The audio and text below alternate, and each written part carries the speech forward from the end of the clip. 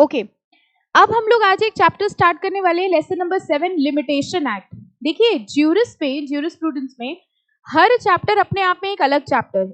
जैसे company law के अंदर हम लोग देखते हैं कि that is only one act. कौन सा एक्ट चल रहा है कंपनी लॉ में? Companies act. और जितने भी चैप्टर्स हैं वो कहीं ना कहीं कंपनीज एक्ट के सेक्शंस हैं। ज्यूरिस्प्रूडेंस की सबसे अच्छी बात यह है कि every chapter is all together a different chapter, ठीक है। और अगर आपका पिछला चैप्टर नहीं भी डन है, लाइक हमने अभी तक कोई चैप्टर नहीं पढ़ा, तो भी आप हर चैप्टर से स्टार्ट कर सकते हो, क्योंकि इसका किसी और चैप्टर से, किसी और सेक्शन से, किसी और एक्ट से कोई लिंक नहीं है, ठीक है। तो अब इस पे कॉन्सेंट्रेट करते हैं, लिमिटेशन एक्ट। सी, हम लोग देखते हैं हर चीज की कोई ना कोई टाइम लिमिट होती है। अगर टाइम लिमिट ना हो तो चीजें बड़ी गड़बड़ हो सकती हैं। फॉर एग्जाम्पल, आज आप यहाँ पे पढ़ रहे हैं मजबूरी में क्योंकि जून में आपका पेपर है, यस yes? अगर आपका पेपर ना होता, सोचो इंस्टीट्यूट ने आपसे कहा होता, whenever you are prepared do tell me, I will take the exam, ठीक है। इंस्टीट्यूट ने, जब आपने एग्जीक्यूटिव में रजिस्ट्रेशन कराया तो इंस्टीट्यूट ने कहा, अरे जून और दिसंबर नहीं, जब तुम्हारा पूरा कोर्स प्रिपेयर हो जाए हमको एक व्हाट्सएप कर देना, ठीक है, और हम अगले दिन एग्जाम ले लेंगे। आपको क्या लगता है वो दिन कभी आता? सीएस छोड़िए, 11th-12th की भी यही कहानी थी। ऐसा कभी नहीं आता जब आप ये कहो, नाउ आई एम 100% प्रिपेयर्ड। चाहे आपने कितना भी क्यों ना पढ़ लिया हो, याद करिए पेपर मिलने के 2 मिनट पहले भी आप किताब यूं देख के ही बंद कर रहे होते थे, स्कूल में भी, आई गेस, है ना। लास्ट मोमेंट वाला रह ही जाता है।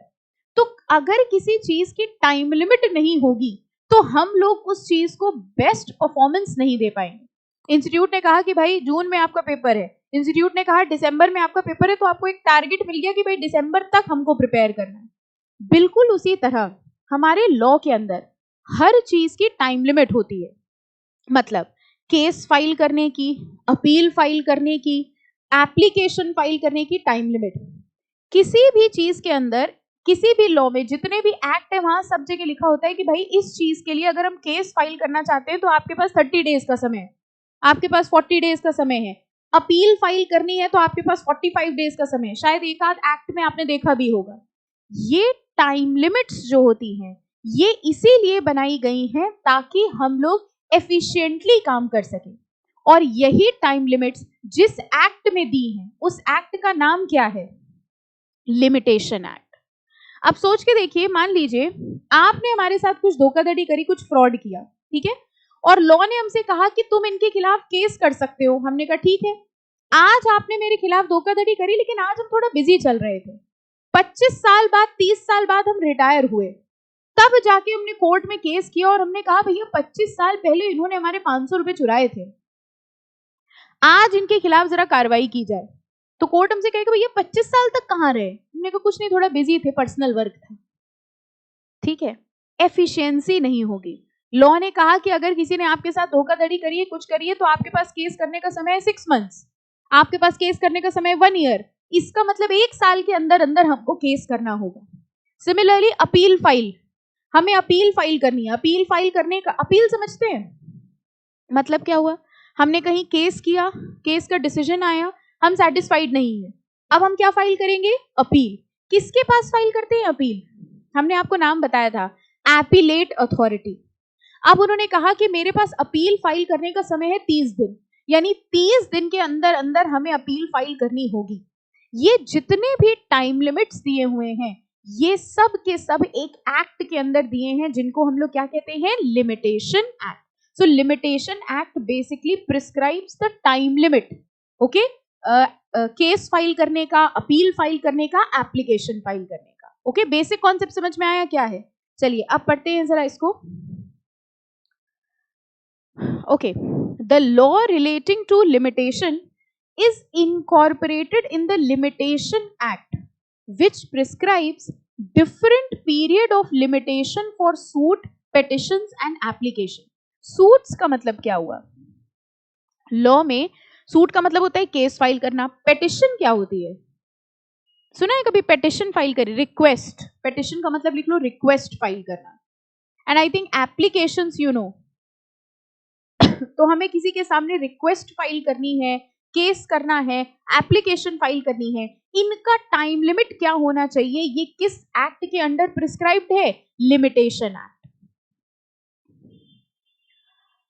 ओके, नेक्स्ट लिखा है the act applies to all civil proceedings and some special criminal proceedings which can be taken in the court of law unless its application is excluded by any enactment.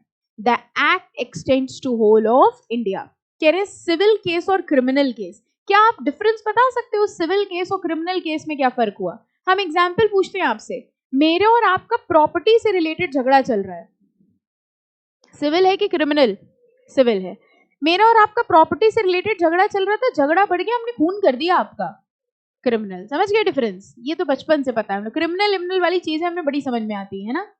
तो civil cases में भी law of limitation लगता है, कुछ criminal cases में भी law of limitation लगता है, और ये एक्ट कहां एक्सटेंड होता है? To the whole of India.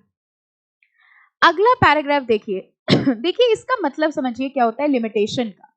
हर चीज का एक टाइम लिमिट प्रिस्क्राइब्ड है लॉ के अंदर, अगर उस टाइम लिमिट के अंदर हमने एक्शन नहीं लिया फिर हम कोर्ट के सामने एक्शन नहीं ले सकते। बहुत ध्यान से अंडरस्टैंड करिएगा। फॉर एग्जाम्पल, मेरा और आपका कोई झगड़ा हुआ, ठीक है, जिसके लिए केस करने का मेरे पास अधिकार था 6 महीने का।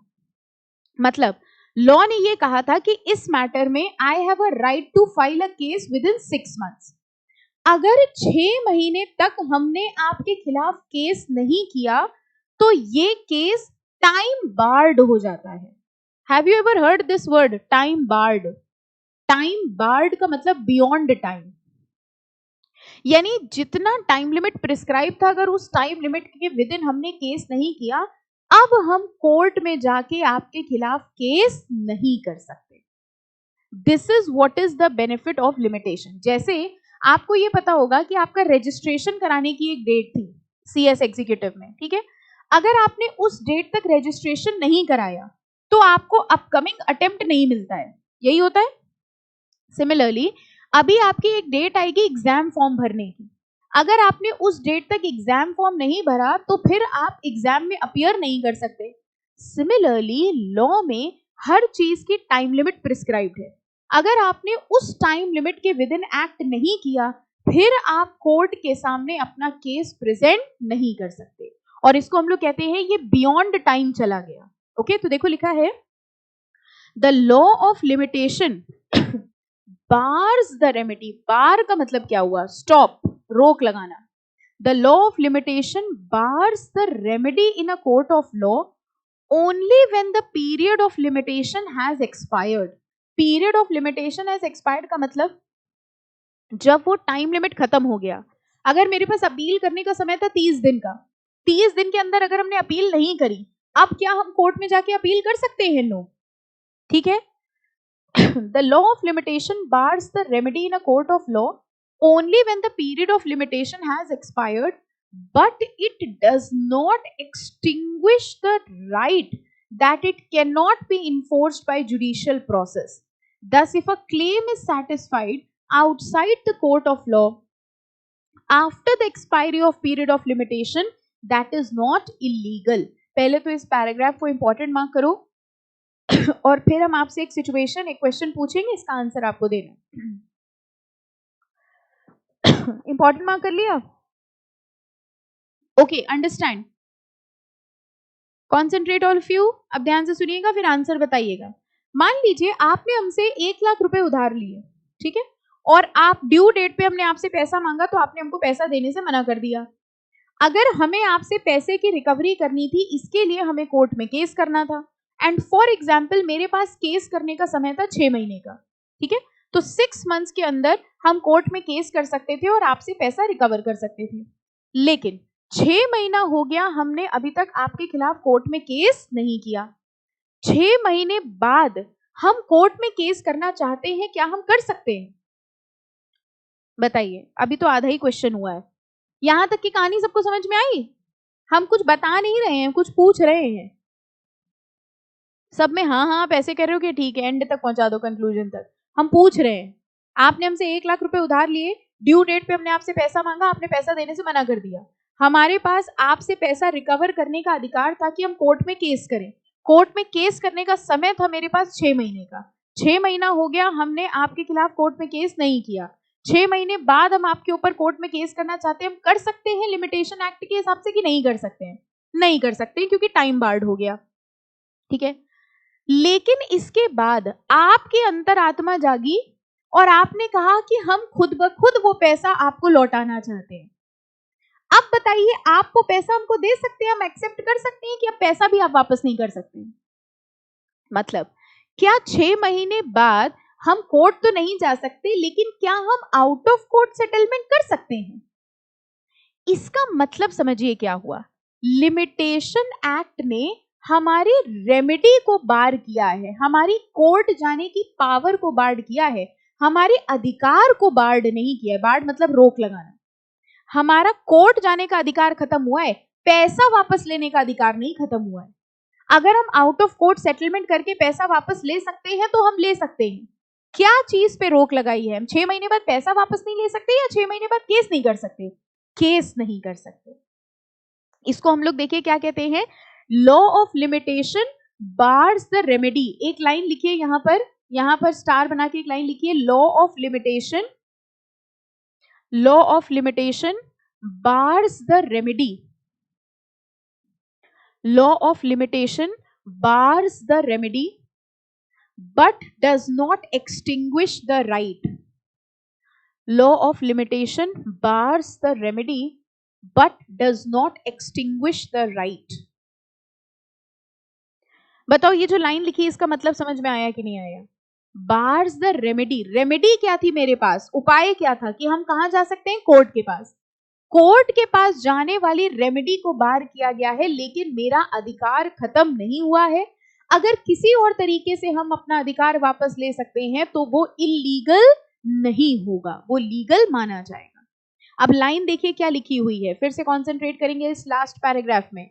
देखिए लास्ट पैराग्राफ में क्या लिखा है, the law of limitation bars the remedy in a court of law only when the period of limitation has expired but it does not extinguish the right, that it cannot be enforced by judicial process. आखिरी line लिखो, thus if a claim is satisfied outside the court of law.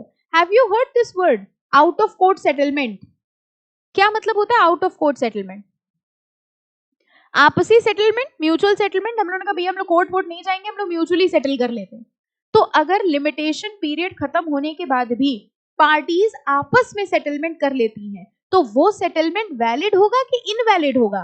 Valid माना जाएगा, ठीक है। Law of limitation मेरा अधिकार खत्म नहीं कर रहा, सिर्फ रेमेडी खत्म कर रहा है कि अब तुम कोर्ट नहीं जा सकते।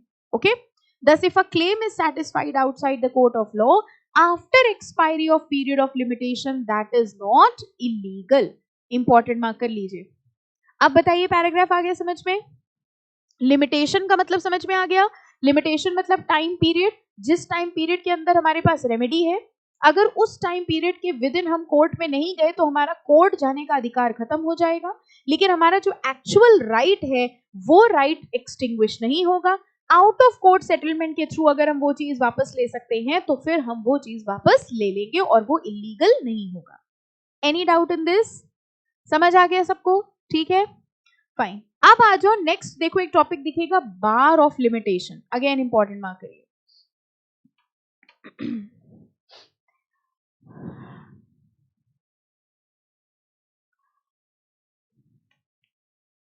ओके, अंडरस्टैंड करिए। मान लीजिए हमारा और आपका कोई केस होना था, आपने हमसे हमारी प्रॉपर्टी छीन ली, ठीक है, बहुत ध्यान से सुनिएगा। आपने हमसे हमारी प्रॉपर्टी छीन ली और अपनी प्रॉपर्टी को वापस रिकवर करने के लिए केस करने का अधिकार था मेरे पास, लेकिन केस करने का अधिकार था 1 साल तक, ठीक है। मेरे पास 1 ईयर का टाइम था कि हम आपके खिलाफ केस करके अपनी प्रॉपर्टी रिकवर कर सकते हैं। 1 साल हो गया और हमने आपके खिलाफ केस नहीं किया, ठीक है। अब जरा लॉजिकली समझना, हमने 2 साल बाद कोर्ट में केस किया। जब हमने कोर्ट में केस किया तो आपके लॉयर को सबसे पहले क्या बात रखनी चाहिए? हमने 2 साल बाद केस किया, आपके लॉयर को सबसे पहले क्या बात रखनी चाहिए कि भाई this case is null and void क्योंकि the time of limitation has expired. जब भी आपकी कंपनी के खिलाफ, आपके क्लाइंट के खिलाफ कोई केस होना, सबसे पहले ये चेक कर लेना कि वो टाइम लिमिट के बियॉन्ड तो रही है, क्योंकि अगर वो टाइम लिमिट के बियॉन्ड है तो केस वहीं खत्म हो गया, आपका क्लाइंट जीत गया। अब क्या हुआ, हमने 2 साल बाद कोर्ट में केस किया, जैसे ही हमने केस किया आपके लॉयर ने कहा कि भैया दिस इज टाइम बार्ड और इसलिए ये केस हो ही नहीं सकता, आपका क्लाइंट आप केस जीत गए, ठीक है। दूसरी सिचुएशन समझिए, हमने 2 साल बाद कोर्ट में केस किया, आपका लॉयर भी बेवकूफ निकला, उसने नहीं पूछी टाइम लिमिट, और आपको तो पता ही नहीं था, ठीक है, आपने भी नहीं ध्यान दिया, आपके लॉयर ने भी ध्यान नहीं दिया, मेरा लॉयर बेवकूफ थोड़ी है जो बताएगा। आप सिचुएशन समझ सकते हो। तो हमारा लॉयर अकलमंद, उसने बताया नहीं, आपका लॉयर बेवकूफ, उसने ध्यान नहीं दिया, आपका तो कहना ही कुछ और है, ठीक है, और जज ने भी नहीं बोला, ठीक है। अब ये बताओ, जज को कायदे से इंटरफेयर करना चाहिए था, या जज ये कह रहे हैं जब पार्टीज को कोई दिक्कत नहीं तो हम क्यों कूदे बीच में? आप क्वेश्चन समझ में आया? Is it the duty of the court to interfere? क्या कोर्ट को खुद ये बोलना चाहिए था कि भैया टाइम बार्ड है इसलिए I am not going to entertain the suit? क्या ये जज की, बीइंग अ लीगल ऑफिसर, जज की ये ड्यूटी थी, या जज ये कह रहा है कि जब ऑपोजिट पार्टी का लॉयर बेवकूफ है तो हमसे क्या मतलब, हम केस एंटरटेन कर ले रहे? क्वेश्चन सबको समझ में आ गया? पक्का? अब बार ऑफ लिमिटेशन का पहला पैराग्राफ पढ़ के आंसर बताओ।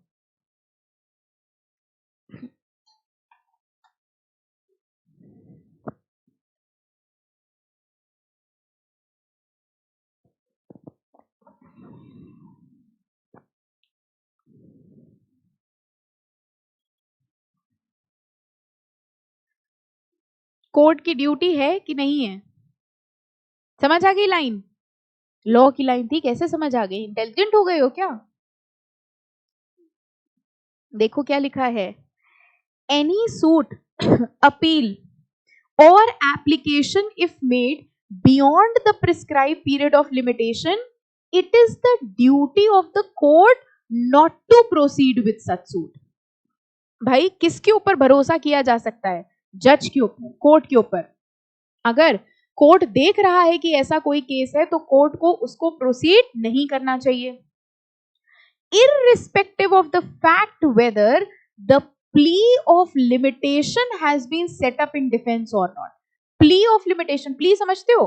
Request, plea of limitation, opposite party ने limitation का कोई डिफेंस दिया हो या ना दिया हो, भले ही दोनों पार्टी साइलेंट हो, लेकिन अगर वो केस टाइम बार्ड है तो ये कोर्ट की ड्यूटी है कि कोर्ट उस केस को एंटरटेन कर ले। Okay fine. The provisions of section 3 are mandatory. कह रहे मैंडेटरी प्रोविजन है। सबसे पहले तो ऑब्जेक्शन रेज करना चाहिए तो ऑपोजिट पार्टी के वकील को, अगर ऑपोजिट पार्टी का वकील भी बेवकूफ है, वो भी शांत है, तो ये सेकंड ड्यूटी किसकी आ जाती है? कोर्ट की।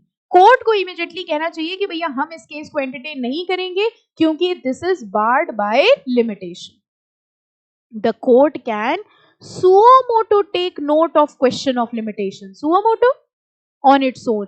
कोर्ट खुद से एक्सेप्ट करे कि भाई ये केस बियॉन्ड लॉ है, बियॉन्ड टाइम है, इसलिए हम इसको एंटरटेन नहीं करेंगे। The question whether a suit is barred by limitation should be decided on the facts as they stood on the date of presentation of the plaint. तो पहले paragraph से एक बात समझ में आई, बार ऑफ लिमिटेशन का मतलब कि ये कोर्ट की ड्यूटी है कि वो ऐसे किसी केस को एंटरटेन ना करे विच इज बियॉन्ड लिमिटेशन। ओके, एक और सिचुएशन बताओ। मान लीजिए वही सिचुएशन हुई, हम भी चुप रहे, आपका लॉयर भी चुप रहा और कोर्ट ने भी ध्यान नहीं दिया, और कोर्ट ने उस पूरे केस को एक्सेप्ट कर लिया और डिसीजन दे दिया। अब बताओ ये डिसीजन जो कोर्ट ने दिया है क्या ये वॉइड हो जाएगा या वैलिड रहेगा?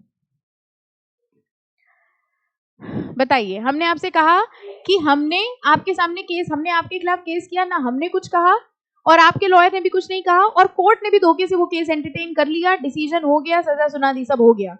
अब बताइए कोर्ट ने अगर ऐसा कोई डिसीजन दे दिया है तो वो डिसीजन अब इनवैलिड रहेगा कि वैलिड रहेगा? पता कैसे चलेगा? बताओ पता कैसे चलेगा? हम बोलेंगे नहीं, आप बोलोगे नहीं क्योंकि आपको पता नहीं था, आपको पता होता तो आप पहले बोल देते, और कोर्ट भी नहीं बोलेगा तभी तो उसने एंटरटेन किया। आपको समझ में आया लास्ट लाइन हमने क्या बोली? अंडरस्टैंड? हमने आपके खिलाफ केस किया, वो टाइम बार्ड था, हम बोलेंगे नहीं क्योंकि मेरे फेवर में चल रहा है, आपके लॉयर को ध्यान नहीं था तो आपका लॉयर भी शांत था, हम लोग कोर्ट में केस करने गए, कोर्ट भी शांत था, जज भी बेवकूफ था, 3 बेवकूफ मिल गए, ठीक है। अब वो केस हो गया, केस में सजा सुना दी गई, आपके खिलाफ डिसीजन दे दिया गया, आपने पेनल्टी हमको पे कर दी, सब खुशी खुशी रहने लगे। पता चला कहीं से कि ये टाइम बार्ड था। अगर ऐसा कोई केस हो जाता है तो वो वैलिड रहेगा कि इनवैलिड माना जाएगा? इसका आंसर सेकंड पैराग्राफ पढ़ो जरा।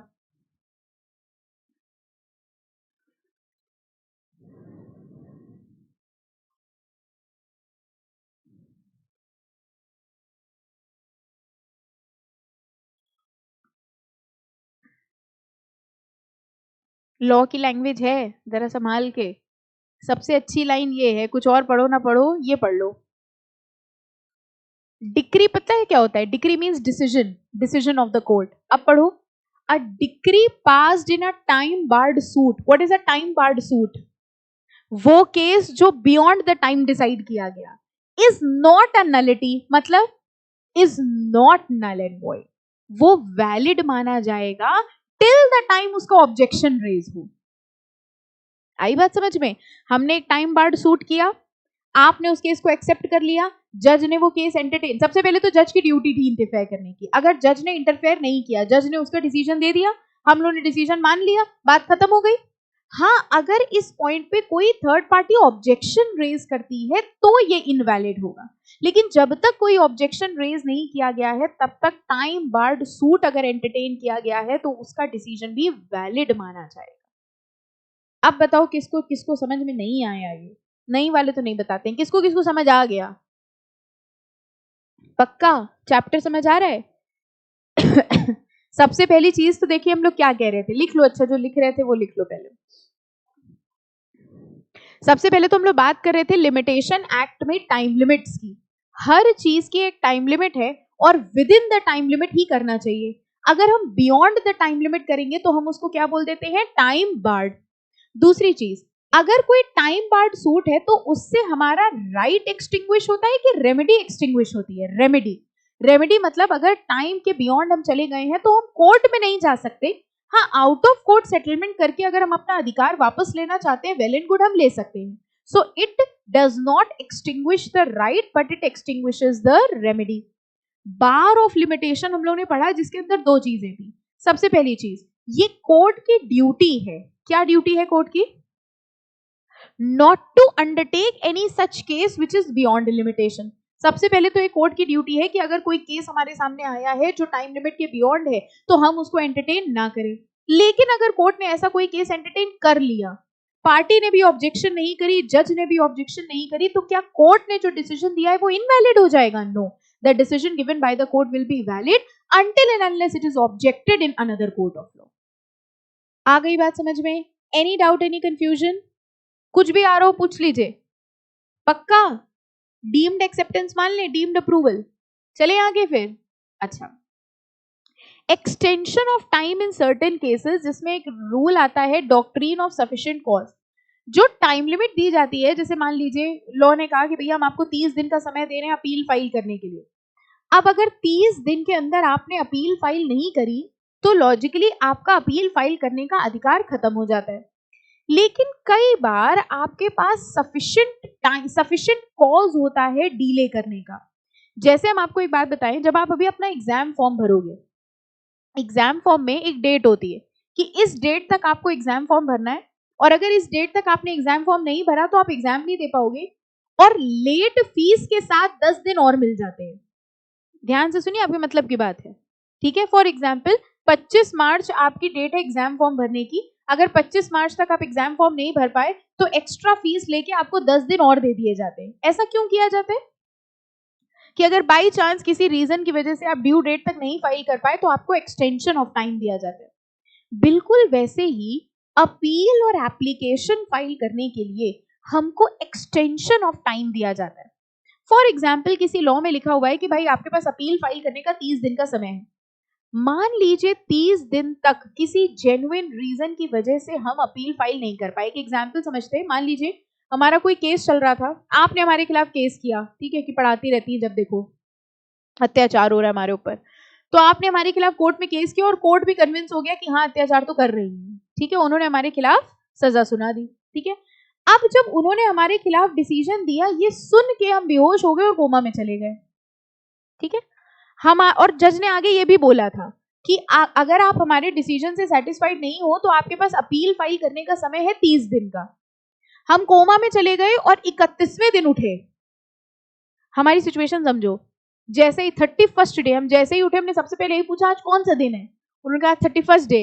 हम दोबारा कोमा में चले गए। एक बात बताओ, क्या दिक्कत हुई? 31वें दिन अगर हम उठे तो प्रॉब्लम क्या हुई?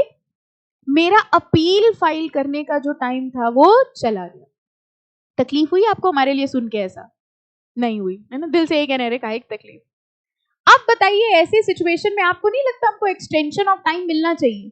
हम ये कहेंगे भैया हमारे पास सफिशिएंट कॉज था, बहुत बड़ा रीजन था, हम कोमा में पड़े हुए थे 30 दिन तक, हमको पता ही नहीं था क्या चल रहा है जिंदगी में। आज जब हम होश में आए तो हमको ये पता चला हमारा टाइम लिमिट खत्म हो गया। Please grant me some extra time. This is what is known as extension of time. लेकिन ये एक्सटेंशन ऑफ टाइम हर सिचुएशन पे मिलेगा, सिर्फ तब मिलेगा जब मेरे पास सफिशिएंट कॉज हो, ठीक है।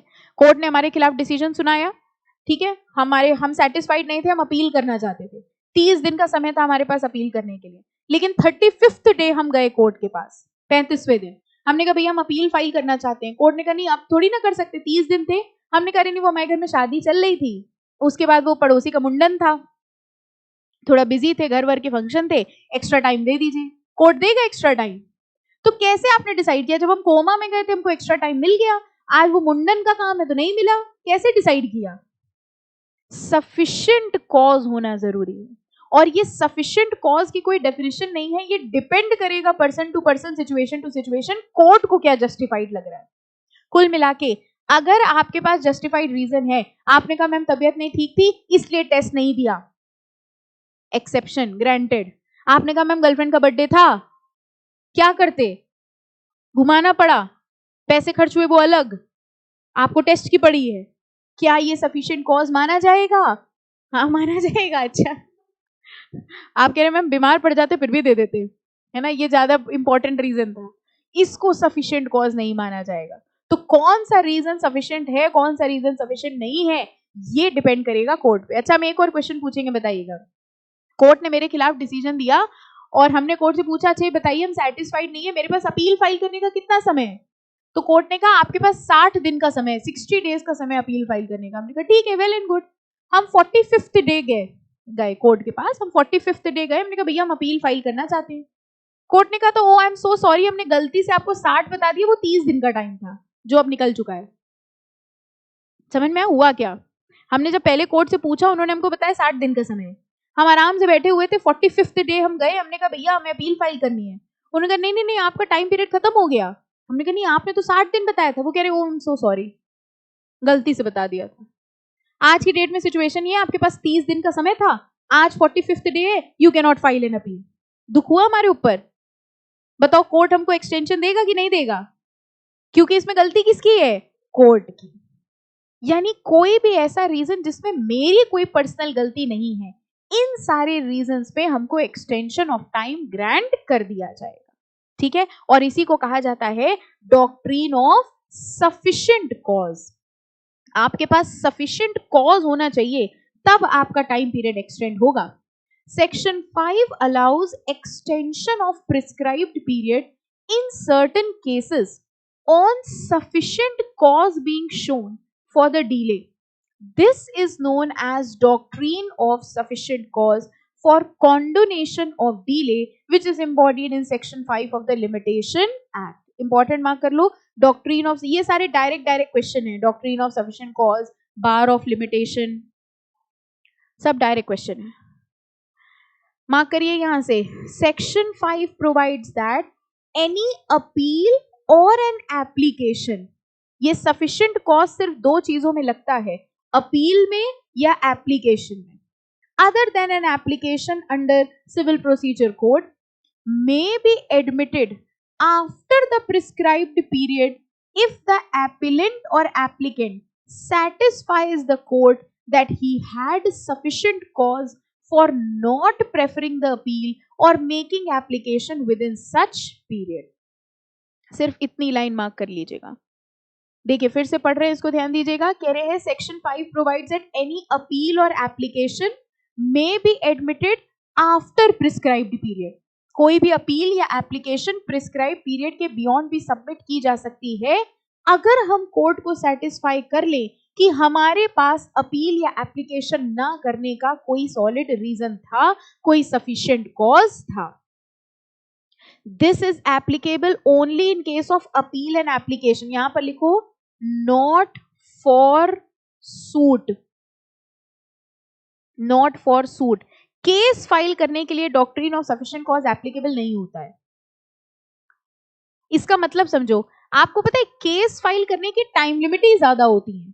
जैसे कुछ सिचुएशन में होता है आपके पास केस फाइल करने का समय 12 साल, कुछ सिचुएशन में होता है आपके पास केस फाइल करने का समय 3 साल। आपको नहीं लग रहा ये टाइम पीरियड अपने आप में इतना बड़ा है कि इसको एक्सटेंड करने की फर्दर रिक्वायरमेंट नहीं है? इसलिए सूट के केस में सफिशिएंट कॉज का डॉक्ट्रिन एप्लीकेबल नहीं होगा। ये एप्लीकेबल होगा सिर्फ किस किस केस में? अपील फाइल करने की केस में और एप्लीकेशन। क्योंकि अपील और एप्लीकेशन में जनरली टाइम लिमिट होता है 15 दिन, 10 दिन, 30 दिन, 40 दिन, सिर्फ इतना टाइम लिमिट होता है। Okay, so that is what is known as doctrine of sufficient cause. ये पैराग्राफ जरा बताओ क्या हुआ? लेट मी सी कौन समझा सकता है। It is clarified by the explanation that appellant or applicant was misled by any order, practice or judgment of the High Court in ascertaining or computing the prescribed period may be a sufficient cause within the meaning of this section. बताओ क्या मतलब हुआ? कौन सा वाला point है हम लोग डिस्कस किया था? हमको टाइम पीरियड बताने में गलती किसने करी? कोर्ट ने। मिसलेड बाय द कोर्ट, यानी कोर्ट की गलती की वजह से अगर हमारा टाइम पीरियड डिले हो रहा है तो ये सफिशिएंट कॉज माना जाएगा। समझ आ गया सबको?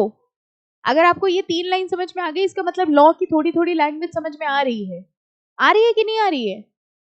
पक्का? अच्छा, तो फिर इसका मतलब बताओ। This section is not applicable to application made under provisions of code of civil procedure and also to suits. मतलब सूट के ऊपर एप्लीकेबल नहीं होगा और सिविल प्रोसीजर के अंडर जो एप्लीकेशंस करी जाती हैं उसके ऊपर एप्लीकेबल नहीं होगा। यानी 2 चीजों पे एप्लीकेबल हो रहा था, अपील के ऊपर एंड नॉर्मल एप्लीकेशंस के ऊपर। वो एप्लीकेशंस जो कोड ऑफ सिविल प्रोसीजर में फाइल की जाती हैं और जो सूट्स होते हैं, इनके ऊपर doctrine of sufficient cause applicable नहीं होगा। The court has no power to admit The court has no power to admit a time-barred suit even if there is a sufficient cause for the delay. बताओ ये line का मतलब क्या हुआ? The court has no power to admit a time-barred suit even if there is a sufficient cause. मतलब even if you have a sufficient cause, क्या suits को time barred accept किया जा सकता है? नो। सिर्फ क्या एक्सेप्ट की जा सकती है? Appeal and application. आ गया टॉपिक सबको समझ में? पक्का? अब देखो यहां पर इन्होंने कुछ रीजंस दिए, what is sufficient cause and what is not may be explained by following observation. अब कई सारे केसेस हुए, अलग अलग कोर्ट में केसेस हुए, जिसमें उन्होंने कुछ पॉइंट्स निकाले हैं कि इनमें से हम किसको सफिशिएंट कॉज मान सकते हैं, किसको नहीं मान सकते। लॉ में कहीं नहीं लिखा है। देखिए सबके रीजंस अलग अलग होते हैं। किसी ने कहा तबियत नहीं ठीक है इसलिए टेस्ट नहीं दिया, किसी ने कहा घर में कोई प्रॉब्लम हो गई थी इसलिए टेस्ट नहीं दिया, किसी ने वो गर्लफ्रेंड वाला बताया वो रीजन दिया। तो सबके अलग अलग रीजन है, कोई फिक्स्ड रीजन नहीं है। ये कुछ केस हुए जिसमें उन्होंने बताया अगर ये कारण है तो हम सफिशिएंट कॉज मान सकते हैं। फर्स्ट वाला पढ़ के देखो, सेम, फर्स्ट वाला सेम है। किसकी गलती थी? कोर्ट की। कह रहे wrong practice of high court which misled the appellant or his counsel in not filing the appeal should be regarded as a sufficient cause. तो अगर कोर्ट की गलती थी, कोर्ट की गलती की वजह से हमने टाइम लिमिट के विद इन केस फाइल नहीं किया, then it will be considered as a sufficient cause और हमको टाइम एक्सटेंशन मिल जाएगा। सेकंड देखते हैं, in certain cases mistake of counsel may be taken into consideration. Counsel को लॉयर लिख लो। एक बात बताइए, मान लीजिए आपके लॉयर ने ही आपको गलत बता दिया, कोर्ट ने डिसीजन दिया, आपने अपने लॉयर से पूछा कि भैया हमारे पास कितना समय है केस फाइल करने के लिए, आपके लॉयर ने कहा भैया आपके पास अपील फाइल करने के लिए 30 डेज हैं, जबकि आपके पास सिर्फ 15 दिन थे। अगर आप लॉयर से कुछ पूछ रहे हैं तो आप क्या मान के चलेंगे, वो लॉयर सही बता रहा होगा या गलत? जैसे आपके लॉयर ने आपको कोई चीज बताई तो आप उससे क्या कहते हो, पहले एक्ट खोल के दिखाओ ये लिखा है कि नहीं। हम ट्रस्ट करते हैं क्योंकि हम ये मान के चलते हैं कि भैया लॉ की नॉलेज उन्हें ही होगी। आप एक चीज ध्यान रखिएगा, जहां जहां हम ये लॉयर बोल रहे हैं उस जगह पर आप हैं, आप क्लाइंट की जगह पे नहीं है। यानी आपने अपने क्लाइंट को गलत बता दिया। आपके क्लाइंट ने आपसे पूछा कि भैया ये बताओ इस चीज में अपील फाइल करने का कितना टाइम है। अब याद तो आपने कभी किया नहीं था, टेस्ट में आपको आता नहीं था। आपने कहा समझ लो है अभी दिन है हमारे पास। उसने कहा फिर भी बता तो दो कितने दिन है। आपने कहा ठीक है लगा लो 50 दिन तो है ही हमारे पास, 15 दिन थे सिर्फ। आपने अपने क्लाइंट को गलत बता दिया। अब वो आप पे ट्रस्ट कर रहा है, भैया हमने कंपनी सेक्रेटरी से पूछा, हमने लॉयर से पूछा, उसने सही बताया होगा। अगर उसने आपको गलत बताया है तो भी इसमें गलती क्लाइंट की नहीं मानी जाएगी और उसको एक्सटेंशन ऑफ टाइम ग्रांट कर दिया जाएगा। लेकिन आपको नहीं लगता इसमें झूठ भी तो बोला जा सकता है? ये पॉइंट आया था आपके दिमाग में? देखो जब आप लॉ पढ़ रहे हो ना तो ये सब चीजें दिमाग में आनी चाहिए, वरना आपको लग रहा है ठीक है जो लिखा है वो है। यहां पर झूठ क्या हो सकता है बताओ? मान लीजिए आपका टाइम लिमिट निकल गया, आपने अपने लॉयर के साथ सेटिंग बिठाई और आपने क्या कहा, तुम झूठ बोल देना कि तुमने हमको गलत बताया था। ये भी तो हो सकता है, यस और नो। बट अगेन लॉ है तो सब कुछ प्रूविंग पे डिपेंड करेगा। Okay fine. तो ये कह रहे हैं in certain cases mistake of counsel may be taken into consideration in condonation of delay, but such mistake must be bona fide. Bona fide होनी चाहिए। Bona fide means in good faith. Okay अच्छा third वाला भी देखो, सेम गलत एडवाइस दे दी हमको, किसने? Advocate ने। कह रहे wrong advice given by advocate can give rise to sufficient cause in certain cases. Mistake of law in establishing or exercising the right given by law may be considered as sufficient cause. However, ignorance of law is no excuse. Mistake of law, law को interpret करने में गलती कर दी। भाई हम client थे, हमको law की नॉलेज नहीं थी, लॉ को समझने में हमने गलती कर दी। अगर ऐसा कोई बोनाफाइड रीजन है, हमने कहा कि भैया इसका इंटरप्रिटेशन हमने गलत कर दिया, लॉ को समझने में हमने गलत कर दी, कुछ रीजंस पे कुछ केसेस में इसको भी सफिशिएंट कॉज माना जा सकता है। फॉर एग्जांपल लॉ में लिखा था कि 30 डेज के अंदर आपको अपील फाइल करनी है और हमने इंटरप्रिटेशन कर लिया कि 30 डेज के बाद कभी भी कर सकते हैं। नाउ हम ये कहेंगे भैया हम बोनाफाइड थे, हमको समझ में नहीं आया, मेरा इंटरप्रिटेशन गलत हो गया। नॉर्मली तो ऐसे रीजंस एक्सेप्ट नहीं होंगे। जैसे हमने आपको कहा your test will be on Friday, ठीक, अब अपना आएगा तो आपको ज्यादा समझ में आएगा। हमने आपसे कहा your test will be on Friday, ठीक है, आप फ्राइडे को आए, बढ़िया, हमने पेपर दिया, आपने कहा आज कहाँ टेस्ट है, हमने कहा हमने बोला तो था फ्राइडे, आपने कहा हम तो नेक्स्ट फ्राइडे सोच रहे थे। गलती इसमें आप ही की है, ठीक है, लेकिन कुछ केसेस ऐसे हो सकते हैं जिसमें इसको भी सफिशिएंट कॉज मान लिया जाएगा। ओके तो ये पॉइंट्स किस चीज के आपको समझ में आया? इन रीजंस को सफिशिएंट कॉज माना जा सकता है। हमको बताओ जैसे ये 8 पॉइंट्स हैं, तो क्या सिर्फ ये 8 रीजन हो सकते हैं? नहीं, और भी हो सकते हैं, यहां कुछ दिए हुए हैं। अगला वाला जरा देखो, 5th वाला देखो।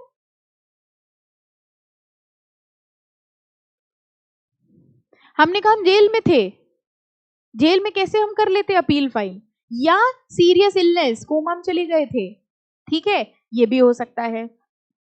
अच्छा 6th पॉइंट, जैसे अब एक पॉइंट समझिएगा, मान लीजिए अंडरस्टैंड, जब भी हमें अपील फाइल करनी होती है, पहले केस का एक मैकेनिज्म समझो। कोर्ट में केस हुआ तो कोर्ट जो होता है अपनी जजमेंट देता है। कभी आपने सुना है लॉयर कहते हैं point to be noted my lord, ये सुना है? क्या नोट कर रहा होता है, कौन क्या नोट कर रहा होता है? जज नोट्स बना रहा है, जिन जिन पॉइंट्स के बेसिस पे वो अपनी जजमेंट देगा उसको नोट करता जाता है और फाइनली एक जजमेंट की कॉपी तैयार की जाती है। प्रोसेस ये होता है, अगर हम अपील फाइल करना चाहते हैं तो हमको वो जजमेंट की कॉपी लेनी होती है और उस दूसरे कोर्ट में सबमिट करनी होती है। समझ आया? जैसे एक कोर्ट ने मेरे खिलाफ डिसीजन दिया, हम उनसे कहेंगे आप अपनी जजमेंट की कॉपी दीजिए और उस जजमेंट की कॉपी को लेके हम दूसरे कोर्ट में जाएंगे अपील फाइल करने। This is the process. Now हमने कोर्ट में केस किया, उन्होंने मेरे खिलाफ डिसीजन दिया और उन्होंने कहा तुम्हारे पास अपील फाइल करने का समय है 30 दिन का।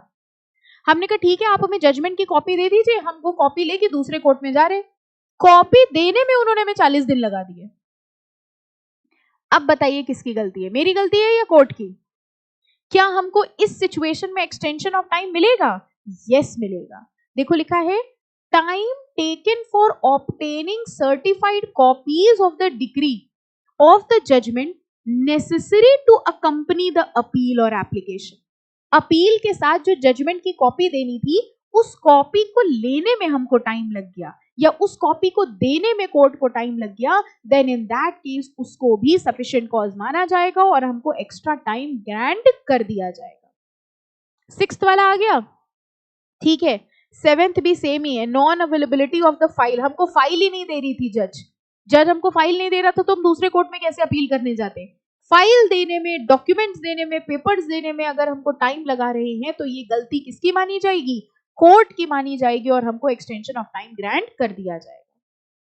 ठीक है, फाइन। अच्छा एक बात बताओ, मान लीजिए मिस्टर राम थे, मिस्टर राम से कहा गया कि भैया 30 दिन का समय है आपके पास अपील करने के लिए। बहुत ध्यान से सुनना, आपसे क्वेश्चन पूछ रहे हैं। हाँ, मिस्टर राम थे, मिस्टर राम से कहा गया कि 30 दिन का समय तुम्हारे पास अपील करने के लिए, लेकिन मिस्टर राम 30 दिन के अंदर अपील करने के लिए नहीं पहुंचे। मिस्टर राम से कहा गया भैया क्यों नहीं पहुंचे? तो उन्होंने कहा हमारे पिताजी बीमार हैं घर पर और उनको हम अकेला नहीं छोड़ सकते 1 मिनट के लिए भी। अगर हम उनको अकेला छोड़ के जाते तो उनको कुछ हो जाता। उनके साथ किसी ना किसी को रहना जरूरी था। 30 दिन तक हम उन्हीं के साथ थे, इसलिए हम अपील नहीं कर पाए। बताओ ये जस्टिफाइड रीजन है कि नहीं है? आप कोर्ट हैं, जज हैं, अपने आप को जज सोच के देखो एक सेकेंड। कंपनी सेक्रेटरी ना सही, जज ही अज्यूम कर लो। बताइए, मिस्टर राम कह रहे हैं हमारे घर में पिताजी हैं, पिताजी बीमार है, वो अकेले नहीं रह सकते, उनको 1 मिनट के लिए भी अकेला नहीं छोड़ा जा सकता, and due to that reason I can not come to the court, इसलिए हम अपील फाइल नहीं कर पाए। Is this a sufficient cause? Yes और नो? दिल की आवाज सुनो। आप कह रहे हैं मैम दिल विल की ना सुनाइए, इस टाइम दिक्कत हो जाएगी। बताओ ये सफिशिएंट कॉज है कि नहीं है? है? हाउ मेनी ऑफ यू से नहीं है? ये क्या बात हुई? पिताजी को भेज देते हैं। है सफिशिएंट कॉज? कन्विंस हो गए? अच्छा ठीक है। अब सुनिए, एक मिस्टर श्याम भी थे। मिस्टर श्याम ने कहा अच्छा पिताजी की बीमारी पे इनको एक्सटेंशन मिल गया। मिस्टर श्याम के पिताजी भी बीमार थे, लेकिन मिस्टर श्याम का भरा पूरा परिवार था, 8, 10, 15 लोग थे घर में, 4-5 नर्सें थी जो उनका ध्यान रख रहे थे। और मिस्टर श्याम ने भी यही रीजन दिया कि हमारे पिताजी बीमार हैं, हम इनको छोड़ के नहीं जा सकते थे और इसलिए हमने अपील फाइल नहीं करी। बताइए एज अ जज इनको एक्सटेंशन मिलेगा कि नहीं मिलेगा? जैसे ही आपने नहीं बोला मिस्टर श्याम भड़क गए, उन्होंने कहा राम को तो दे दिया था आपने एक्सटेंशन, हमारे पिताजी बीमार, उनके पिताजी। सेम ही बात हुई कि नहीं हुई? सेम बात हुई कि नहीं हुई? क्या डिफरेंस है? दोनों सिचुएशंस डिफरेंट हैं, क्योंकि पहली वाली सिचुएशन में मिस्टर राम के फादर पूरी तरह से डिपेंडेंट है, दूसरी वाली सिचुएशन में डिपेंडेंसी नहीं है। दूसरी वाली सिचुएशन में अगर आप ध्यान ना देते तो कोई और दे देता, कई सारी नर्सेस थी, इसलिए इस रीजन पे सफिशिएंट कॉज नहीं माना जाएगा। I am just trying to explain you is that sufficient cause is an individualistic test, depend from situation to situation. पिताजी दोनों में बीमार थे, पिताजी की बीमारी की वजह से एक्सटेंशन मिला नहीं, छोड़ के नहीं जा सकते थे इस वजह से एक्सटेंशन मिला। जरा 8th वाला पॉइंट पढ़ो।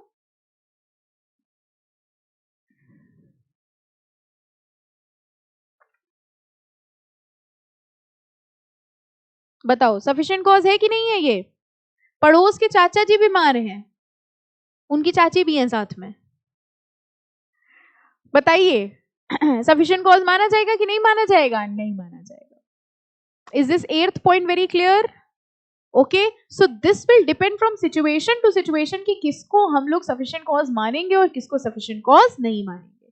सफिशिएंट कॉज से हो क्या रहा था? एक्सटेंशन ऑफ टाइम मिल रहा था।